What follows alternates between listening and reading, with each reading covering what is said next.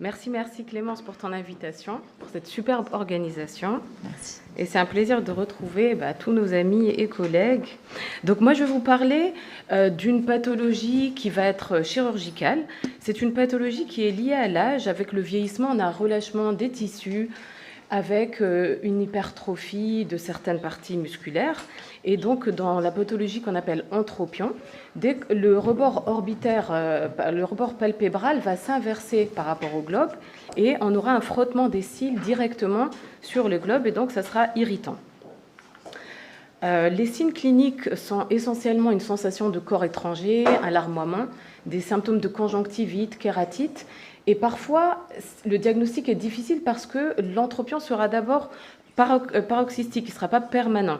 Donc, dans les tips, on peut demander aux patients de serrer très fort les yeux, et là, on peut démasquer cet entropion qui est d'abord paroxystique, mais ensuite, il devient permanent, comme vous le voyez sur cette photo. Le traitement sera médical en attendant de proposer un traitement curatif qui est chirurgical. Le principe sera de réduire l'irritation cornéenne avec différents types de lubrifiants. Donc, ce sera des collyres, des gels ou de la pommade cicatrisante. Et on peut également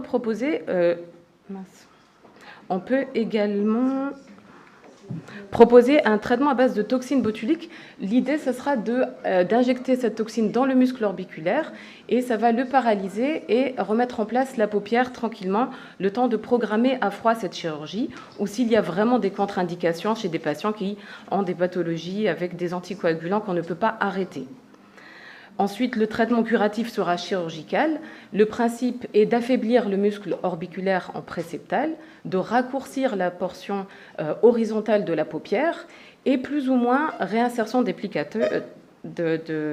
rétracteurs. Je vous en parlerai un peu plus tard.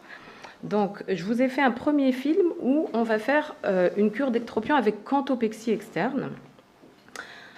Ça n'a pas marché. Voilà, donc je vous montre l'entropion, cette hypertrophie de l'orbiculaire qui fait un renflement de la paupière. Et on peut, voilà. Et ici, je vous montre que le canthus est désinséré avec un petit diastasis dans le canthus externe. Et donc, dans cette technique, on va préférer donc la cantopexie. C'est une chirurgie qu'on fait sous anesthésie locale avec une sédation.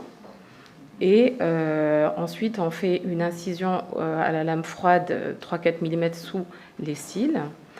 Ensuite, on va disséquer notre paupière inférieure en lamelles antérieures qui comportent la peau et le muscle orbiculaire.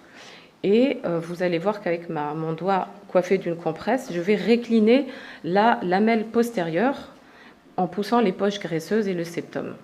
Donc cette dissection va me permettre de pouvoir affaiblir tranquillement mon muscle orbiculaire. Donc cette partie est importante parce qu'on doit bien l'affaiblir généreusement. Vous voyez, donc là, c'est rétraction des poches graisseuses, ce qu'on ferait avec le traitement radiofréquence. Et donc, voilà la résection généreuse du muscle orbiculaire. On fait attention dans cette étape de ne pas être transfixion, sinon il faut réparer la peau. Et n'ayez pas peur d'enlever beaucoup d'orbiculaire, il n'y aura aucun problème d'occlusion en post-opératoire. C'est un muscle qui est très, très puissant. Voilà, ensuite, avec un nylon 4-0, donc on va raccourcir latéralement l'excès horizontal. Et le raccourcissement sera entre couper l'excès de peau et également réaliser un néotendon qu'on va fixer au niveau du canthus latéral sur le périoste. Donc dans cette étape, faire attention de ne pas trop essayer de rentrer dans l'os, sinon on risque de casser l'aiguille. On va racler le périoste et ensuite on va bien récupérer l'aiguille avant de lâcher le porte-aiguille. Et il y a une étape qui nous confirme qu'on est bien sur le périoste. Ça sera lorsqu'on va tirer le fil et vous allez voir que c'est une prise qui est solide. Donc là, on est dans du périoste et ça va marcher. Si on est plus superficiel, l'action ne sera pas efficace. Donc voilà, ensuite vous faites un nœud plat. Vous vérifiez qu'il est bien serré, pas trop. Donc vous voyez, la paupière inférieure doit être 1 mm sur le limbe, mais pas en dessous. Et sinon, c'est pas joli du tout et ni trop surcorrigé. Voilà, la deuxième étape, c'est de réaliser une cantoplastie, c'est-à-dire fermer le canthus latéral de l'œil. Et là, ça doit être bien fermé, pas une paupière qui chevauche l'autre. Autrement, ça peut donner des signes d'irritation en post-opératoire. Donc, je ferme avec un fil de type Vicryl qui est résorbable. Voilà, et puis une fois que notre canthus est fermé, en général, on va faire un point d'orbiculaire, c'est le muscle pour cacher notre point de nylon, qui peut s'extérioriser ou apparaître sous la peau, et fermeture cutanée. Donc ça, c'est la première technique chirurgicale. On a une deuxième technique. Voilà. Cette deuxième technique, c'est résection pentagonale. Donc c'est la même chose, donc une anesthésie locale, je démasque l'entropie en faisant serrer fort le patient.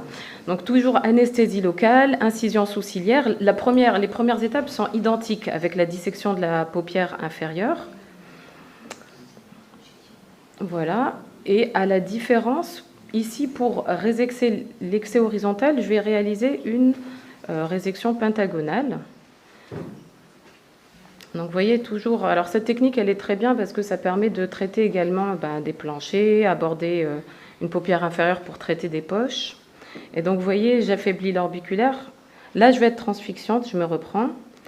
Et voilà, donc être généreux dans la résection du muscle orbiculaire. Et ensuite, alors pour faire une bonne résection pentagonale, vous voyez, donc là il ne reste plus que la peau pour montrer que j'ai beaucoup enlevé d'orbiculaire. Voilà, il faut se mettre au niveau du quart latéral, mais laisser en distal assez une hauteur suffisante de tarse pour pouvoir refermer ensuite le bord de la paupière. Pour faciliter une fermeture congruente, on prend la ligne des cils. C'est un repère qui est facile, qui nous permet de bien fermer notre paupière. Ensuite, un deuxième film juste au-dessous de la ligne grise. On ne serre pas encore nos points de soie et on va faire un point au niveau du tarse. Et c'est là qu'on va pouvoir serrer. Et une fois que ce point est serré de Vicryl, on pourra serrer nos fils de soie. Voilà, donc grâce à cela, on a raccourci notre paupière.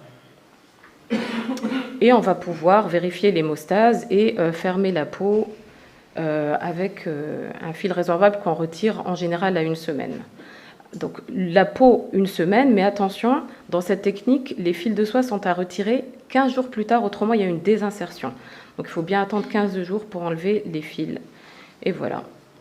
Donc ça, c'était pour notre technique de résection pentagonale.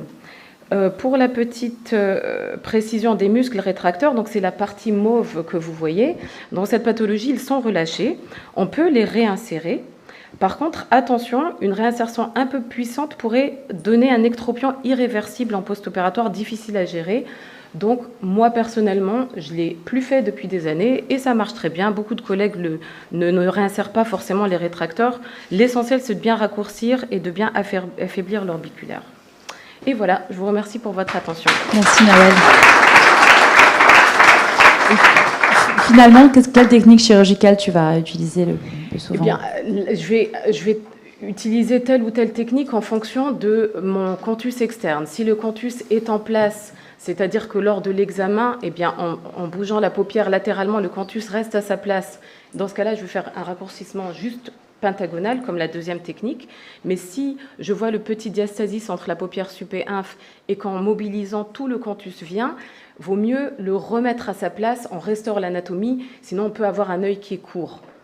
Tu le détermines en préopératoire. Exactement, en préop et des fois même sur table, je change d'indication en examinant le patient allongé, c'est plus facile que lorsqu'il est assis. Donc voilà. Bravo, magnifique, merci.